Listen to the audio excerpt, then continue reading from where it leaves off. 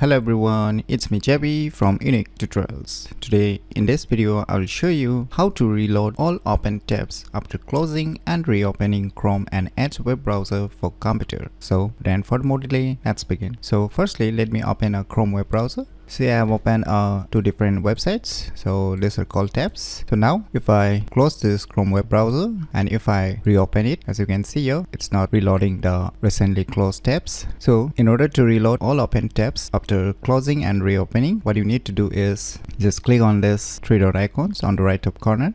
And now just click on this settings, and now just click on this on startup. Now just select this continue where you left off, just select this option. Now let me reopen the different websites again. So I've opened two different websites again. So now let me close this Chrome web browser and let me try to reopen this Chrome web browser.